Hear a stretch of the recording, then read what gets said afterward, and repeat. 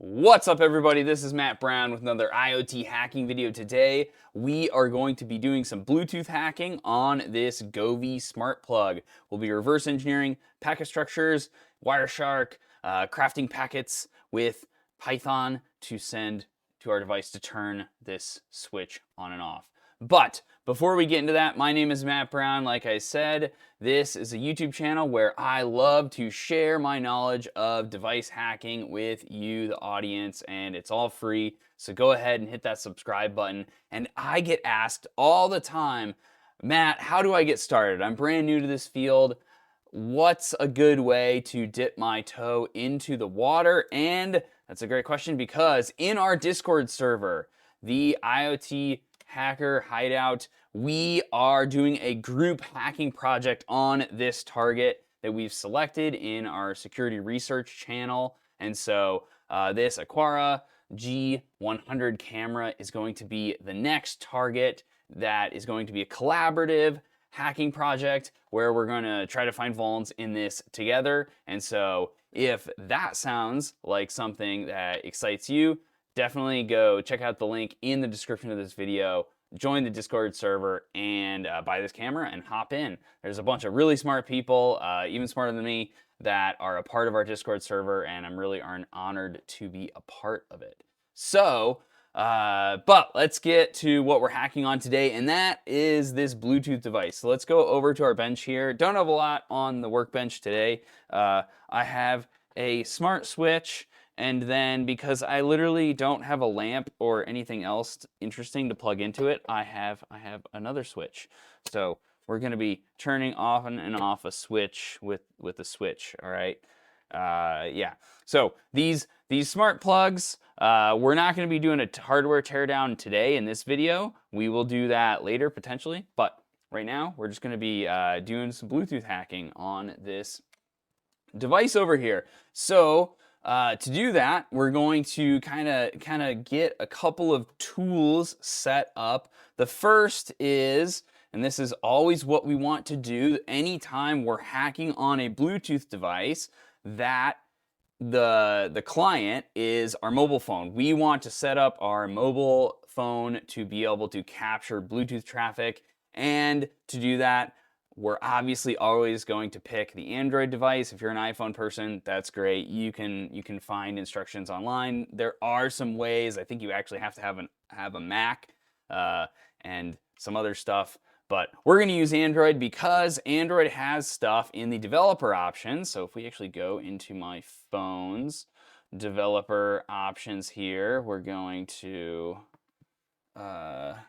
swipe down. And we're going to go over here on our phone and we're going to say system. I've already put this phone into developer mode, and this phone is rooted, and we don't need root in order to capture Bluetooth packets, but it makes it a little easier. So we're going to use the rooted phone. I highly suggest getting a unlocked, refurbished Pixel device. You can buy those on Amazon pretty cheap, and make it your mobile hacking phone if this is something you do extensively as a hobby or especially as a professional. Highly suggest that. So in developer options here, though, the key option that we have to have turned on, if it's rooted or not, is right here, enable Bluetooth HCI snoop log. And so what that's going to do is every Bluetooth packet that this phone sends, it is going to log it into a log file. And if it uses Bluetooth's native encryption, it logs all the data before that encryption layer gets applied. And so that is really nice. So if the phone does actually use Bluetooth encryption when connecting to an IoT device, but there might be an auth vuln in the device where it just lets you send commands. I mean, why would it do that? Why would we find a device that did that, huh? We might do that later in this video. So, but we can still find those vulns on our phone even if that encryption is enabled. And so this is the option that we have to check right here. And then we can come over here and in ADB. Now, if your phone is not rooted, what you're going to do is you're going to run ADB bug report. and it's going to download this big zip file with a bunch of other logs that you don't care about. And actually, I can basically show you what it's going to do. So it's basically going to come in data, misc, oops, put a slash in front of there, cd data, misc. Like a bunch of these other, I need to sudo root. Like there's a bunch of other log files that it kind of like also chucks in there. So, but you unzip the zip file, and then you're going to find the same exact file that we're going to find on our rooted device. But I'm going to show you on a rooted device how we can get to it. So data, misc, Bluetooth log, and then right here we have 2 log files. And then obviously this is the main one right here. It does, roll over into this other file here. But in our case, anything we do in terms of interacting over Bluetooth is going to get logged right here to this file. And so if we go into here, into our application, which this is a real phone, by the way. I'm just using Screen Copy, which is a pretty cool program. I've shared about this before. I think I actually have the link up here. So this is the tool I'm using to screen share my Android phone here. Why am I clicking over there? And you can interact with it over your keyboard and your mouse, but it's a real phone that's over here on my desk. And so here we have our plug 1, which is, it's for some reason not connecting. So that's real nice. Let's just disconnect that. Go back over here. And there we go. Now it's connected. And so I don't know how easy this is to see, but switch turned off. Switch turned on. Blinking lights on, network switch. Again, pretty hard to see. But it turns on, it turns off. We can do all that stuff with it. And then I'm going to come over here. And to get this log file off my computer, I'm going to have to do this in a couple steps, because when you run ADB pull to pull a file off the phone, that's not running as the elevated user. So typically the way I get around that is I just copy that file over to the SD card folder. The SD card folder, I don't have an SD card in the phone, but it still exists, and all users can read from there. And so what we're going to do now is we're going to just go here and do ADB. I'm actually going to go into a test directory because I don't want to blow away this other file I have here. ADB pull SD cards / got that file name, and it pulled this file, which can be, it's a .log file, and if we look at it, it says this is BT Snoop version 1. But you can open this in Wireshark. You can open it directly in Wireshark. And I already have a version of it over here that is marked up because there's a lot of packets. And so I've kind of got this exact file already annotated and ready to go. We've opened it in Wireshark, and I have a filter set. So we're gonna go over that. So when you open this file, you get a lot of noise that in our case we're not specifically interested in. Because this is capturing at the HCI layer, the host controller interface, there's a lot of stuff going on there that like I said, we really don't care about. What we want are these ATT, these Bluetooth low energy packets, and the way we get that in Wireshark is with the BT-ATT filter. So by hitting that, you basically just get rid of any Bluetooth Classic stuff or any of the kind of other HCI protocol stuff, and we just get Bluetooth low energy packets, which in an IoT application is exactly what we want to hone in on.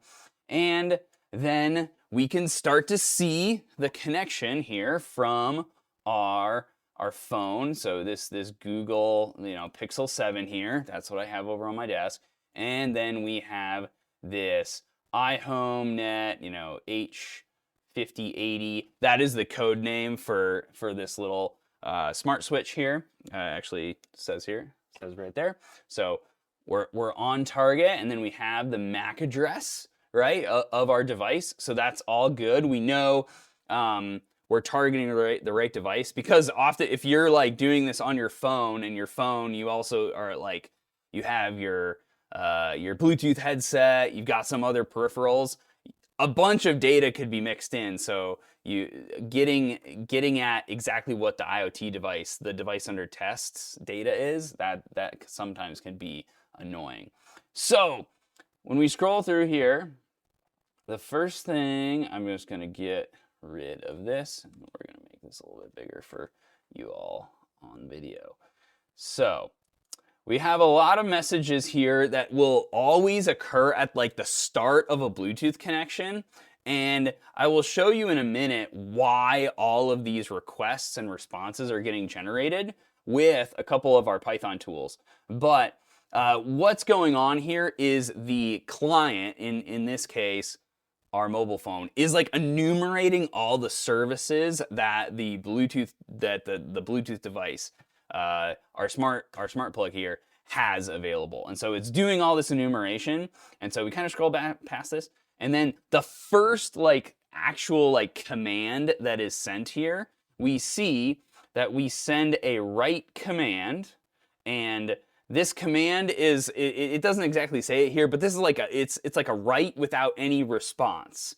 And you're like, well, but we get something back right here.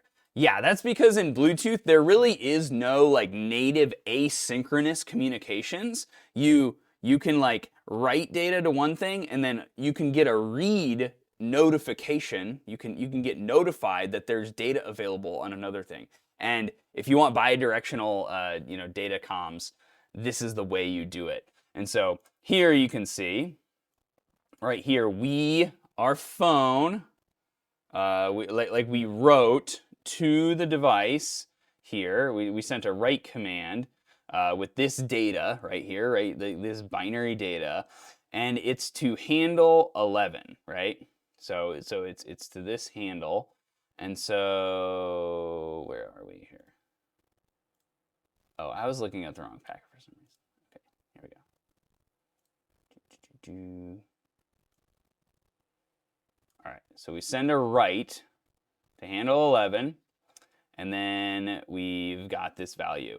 And then we get back right here this value. Okay, that's cool. That's all really interesting.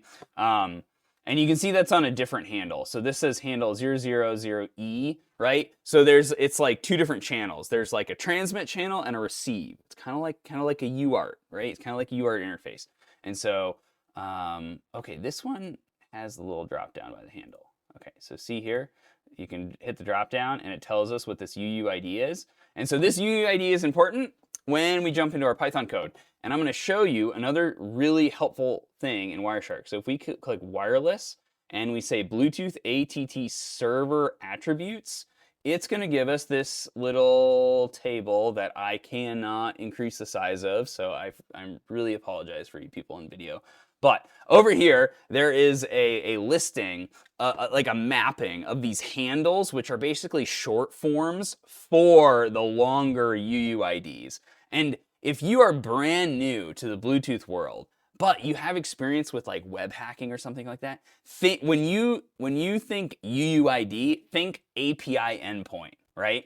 These are different endpoints, and then there are characteristics that you can access, and they have permissions. You can maybe some of them are read or write or notify, which is basically a kind of a publisher subscriber model, where which is what's being used here in this case. So that's, don't worry about the details yet. We're going to dive into those in a minute. So okay, but we send to a UUID. We send here, and then we receive something. So we want to understand a little bit more about that. So that's where we're going to start to write some Python code.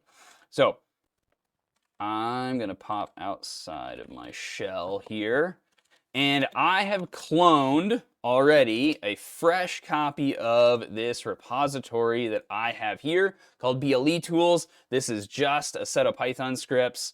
It's nothing crazy, but this is the script we're going to target here. That is kind of a boilerplate example of these this UART, this kind of asynchronous communications channel that works by having two different UUIDs available.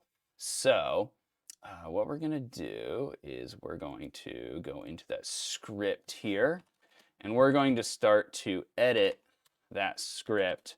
And then down here, we will like prepare to actually send the traffic here. All right, so the first thing we need to do is we need to figure out what the address of our Bluetooth device is. So also in this set of tools, I have a scan script. And so all it takes is a number of seconds for it to, scan everything nearby for. And we've got my device right here. There's that iHomeNet, whatever it's called. So anyway, here is the MAC address of my device. And we could get that from the PCAP as well, but it's just nice to have a little scanner also available in our Python tools. So now we need those two UIDs, the one that's going to send data to the device and the other one that's going to receive data when the device has something to send to us. So the receive side, let's go grab that first, because that is something that we can get out of this notification handle here. We have this UUID, we can go here, we can say copy value, and in our Python code, it doesn't matter if the UUID doesn't have the dashes, by the way. Now we need to go get the TX, and we will actually go grab that from this little table that I talked about before. So we need to look for the handle that is handle 11, and that's right here. And we're going to say copy cell. And there we go. We have it. And you can see that it's just odd. Like handle 10 is like an indicator for this, and the handle 11 is this one. So again, it doesn't need the hyphens. You can have them. You can not have them. It's all good. So now we have everything ready to go. And what I have here is I have these boilerplate lines that basically, this is how I work, is when I'm wanting to figure out reversing a binary protocol, I will be sending all sorts of different stuff and be commenting out these lines. So let's go ahead and grab this first write here. And so we're just going to go and let's close out of that thing.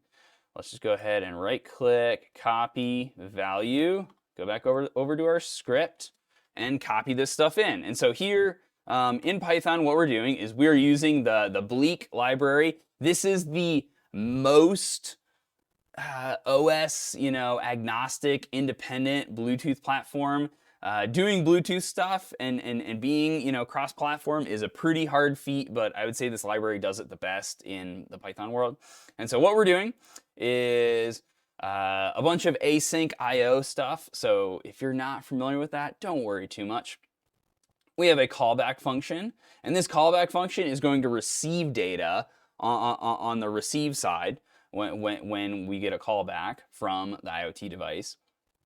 And then here what we're going to do is we're going to try to connect to the MAC address that we've provided in our variables up above here, and we're going to register that we want to be notified on that RxUID, and then we hand it our callback function, which is just going to print out the data that it receives. And then we're going to loop through that packets variable that we have above, and we're going to transmit packets, and we're going to sleep 1 second in between each packet. And then we will stop and close everything off in a clean way, hopefully. And so I'm going to save this script. And so now you know what's going on down there. We're going to be working here the whole rest of the time. So let's run notify and write. So it connects, and we send data and we receive data. Oh yeah, okay. This is funny. I created a new version of the script, but I forgot to apply those changes. So we're just gonna do that on the fly here. I would rather, in this case, just convert everything to hex. So let's do that. There we go. Okay, so we transmit and we receive. So that's pretty cool. Let's now go ahead and flip that. So we're going to turn the device on. Okay, so now it is on. And so we're gonna run that same request again. And we see we get a different result, right? So here we sent this request, or we transmitted to the device, and then we received this packet. Here we transmitted this, but we see that this byte right here is a 1 when the switch is turned on. When it's off, it's a 0. So now we know we have a way. Again, there was no authentication here, right? You just connect to the device, which is broadcasting, right? Oh gosh. Okay. So we know these service UUIDs, but I forgot to answer. Like, what if you didn't know that these existed and you were just scanning, you found this Bluetooth device, right? So let's go ahead and answer that question. So here's our MAC address, and let's go ahead, and I have this script called services. So Bluetooth Low Energy has a way to just say, you just connect to a device and say, hey device, tell me about all the services that you have, right? It's like if there was, it's like the Swagger UI for web APIs, right? But it's like built into the protocol. It's like if HTTP had Swagger UI built into it, right? So here we send a request that we just say, hey, give us all our services. And by the way, that's what I was telling you about, is like all of these read group type requests, all this junk at the top of a Bluetooth connection in the packet capture is all of this. It's the client enumerating all of the services that are available on the device. And so here we can see that our two services are right here. So those are the two ones that we care about and that we're interacting with on this device. I think those are the right ones. Yeah, they're there. They're there. Trust me. All right. Now we're going to go back to our script. So we need to go through our PCAP some more. So, okay, cool. We can like grab the status of what, if the switch is turned on or off. That's cool. And now we're going to go down, and there are lots of packets. So we're just going to jump to the packets that I have found through trial and error are valuable, right? And the way I do that is with this Python script, as I just paste packets that I see here into the writes, and I write it, and I see if something interesting happens on the device, or if I get any responses back on that callback, right? So here we have another write request, and it gets back something. Oh no, that's the first one. Here's the next one. Okay, so here is a new request, AAB1. Oh, by the way, again, this is a thing that just is like intuition, and I reversed it. This last byte is a checksum, so just kind of ignore that last byte. That's a checksum byte. If we wanted to send new messages, we would have to calculate that, and it's just like an XOR, an additive XOR of all the bytes before it. That's the checksum. That's it. So let's send this write command and see. So here's a write that we can send, and then we get back something that has a bunch of data here, right? So let's try that out. And then what you notice is what the device does immediately after it gets this packet. So let's just read a couple of these bytes here. We have those ones. We have 3B7C 38. What does this packet send back after the 33B2? 3B7C 38, right? So there's this thing where you send a request, the client sends a request, it gets back this like 8-byte field, and then the client comes back and says, okay, here are these 8 bytes. And the things that we're going to do after to turn the switch on and off don't work unless we do this whole song and dance. Like, it's not authentication, right? Because you're basically sending this very static request, and then you're getting back this result. And if I don't send this packet right here, if I don't send a packet like it back, then other commands don't work. So if it's authentication, it's very bad authentication. And it's even worse than you might think, because we can actually just send this static packet every time. So what we're going to do is we're going to, again, copy value, go over to our script. Let's add another packet for us to send, and let's see what happens when we send that packet. All right, so we sent that second packet and we received back a random value, right? And it does seem to be random because if I run it again, I get totally different data, right? So after the zeros, right here, this value changes every time I do this. So it does seem to be random. And you would expect for me to have to send back the correct value here, but nope, don't. I'm just gonna send to this other value. Okay, and then actually let's just prep a couple more of these, okay? We'll comment them out for now. And so we're just gonna send these packets, see what we get, and we get this message, which as far as I'm concerned is like you're good. I can accept commands now to like change the state of the light bulb. That's my understanding and my reversing of the protocol. I have not fully reversed everything about this protocol, but okay. Now let's go back to some other packets that I have marked here.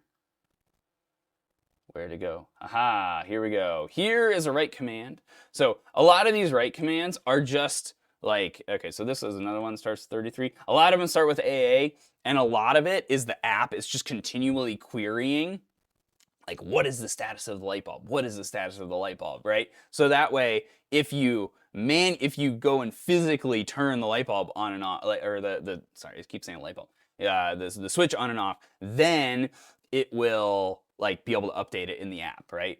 If the app wasn't the thing that initiated the turning the switch on and off. But here we have one that starts with 33. And so here we have a request.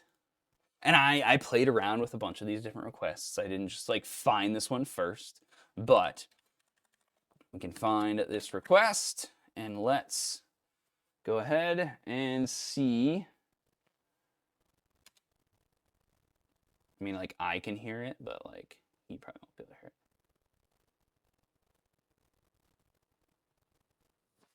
Oh, it's already on. This is the on. I'm pretty sure this is this is the turn on packet. I have to turn it off first. All right. Here, I'll do it, and then I'll switch over to the bench, okay? So, like, here's the bench. You can see, like, the light here is off, okay? So we're gonna fire it off. And then we're going to see it on. We did it. So we sent this packet here, and it turned it on. Sweet. Okay, so 33, 01, 11. So 11, I looked through the packet capture some more, and I found that sometimes when I was turning it off, I saw this go to 10, and if you know the difference in hexadecimal between hex 10 and hex 11, it's only the lowest bit is 1 or 0. And so it must be that bit that is actually the on and off bit here. And so if we want to turn it off, all we got to do is find, oh yeah, because we have to recalculate the checksum. Okay, I'm gonna cheat. I'm gonna grab it from my notes, guys. But you just gotta trust me, bro, that I found this somewhere in the PCAP. Okay, so I'm gonna comment out this one. So, because this one is like on, this is like off. Okay, so we're gonna turn off now. Okay, not to give you whiplash, but it's on now. Okay, we save. Okay. Here we go, and off. We did it. Turn it on and off. So that is just a little bit of fun reverse engineering, right? And so obviously, there's no real like authentication, right? It's not like when the app sets something up, it puts some super secret credential and then it's doing a handshake. You can just statically send this. So I captured one of these from that like handshake thing, and you can just replay it every time. So, and obviously you can also just do the handshake process, and then you have to recalculate a checksum. But as we talked about, that's pretty easy.